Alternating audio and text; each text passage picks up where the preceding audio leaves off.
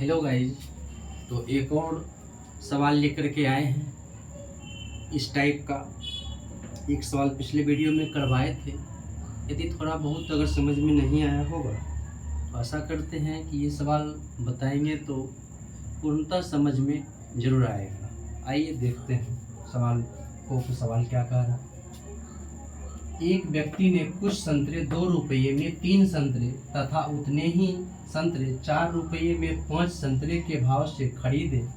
व्यक्ति ने सभी संतरे 5 रुपये में 6 संतरे के भाव से बेच दिए। पूरे सौदे में उसे लाभ या हानि प्रतिशत की गणना करें। आइए देखते हैं, कुछ भारी है नहीं। तो यहाँ पे सीपी और यहाँ पे आर्टिकल और यहाँ पे प्राइस देखेंगे। रुपया दे रहे हैं 2, संतरा मिल रहा है 3। रुपया दे रहे हैं 2, संतरा मिल रहा है 3।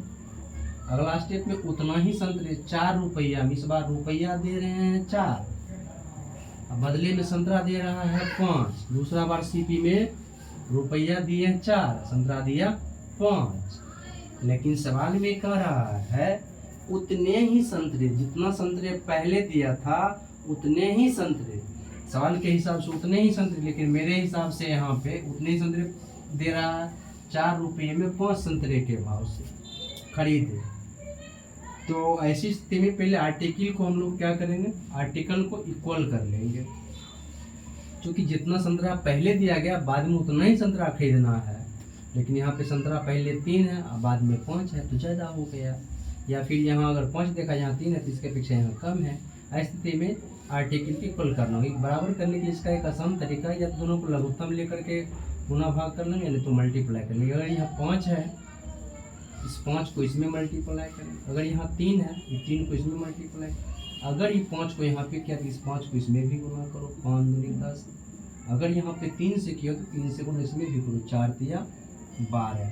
तो यहाँ देखा जाए 10 और 12 तो कितना हो जाता है यहाँ पे सीपी हो जाता है आपका 22। कितना हो जाता है 22। अब बेचने की बारी आई। जब बेचने की बारी आया है तो व्यक्ति ने सभी संतरे 5 रुपया में 6 संतरे के भाव से बेचा। रुपया कितना लिया, रुपया उसे कितना लिया 5, संतरा कितना दिया 6। अब एक चीज यहाँ देखना होगा कि 5 तिया 15, 5 तिया 15, 2 बार 15 15 मतलब समान संख्या में खरीद रहा है, उतने ही का मतलब बराबर यहाँ भी हो गया, बराबर यहाँ भी हो गया। तो 15 भी पहले बार में खरीदा गया संतरा, दूसरे बार में भी 15 खरीदा गया। टोटल 15 15 कितना हो गया 30 संतरा खरीदा। जब भैया 30 संतरा खरीदा 30 बेचेंगे भी, लेकिन हम बेच कितना रहे हैं 5 रुपया में 6, जो कि बराबर नहीं है। तो बराबर करने के लिए क्या, अगर ये 30 है तो इसको भी 30 होना पड़ेगा। इसके लिए इसमें क्या होगा 5 से गुना करना पड़ेगा, इसमें 1 से गुना करना पड़ेगा। इसमें 1 किया हो तो इसमें भी 1 से कर दो। इसमें अगर 5 से किया हो तो इसमें 5 से गुना कर दो। 5 5 25 और ये कितना हो जाएगा 22। ये हो जाएगा आपका 22। अब देख रहे हो यहाँ जो सीपी है वो आर्टिकल में कितना है 30 ये भी है और 30 आपका ये भी है। यानी जितना खरीद रहे हो उतना आर्टिकल बेच भी रहे हो। इसके 30 संतरा खरीद रहे हो तो बदले में कितना रुपया दे रहे हैं 22 रुपया दे रहे हैं। 30 संतरा बेच रुपया कितना दे रहे हैं, 30 संतरा बेच रुपया कितना ले रहे हैं बदले में, बदले में हम 25 रुपया ले रहे हैं। कितना रुपया ले रहे हैं 25।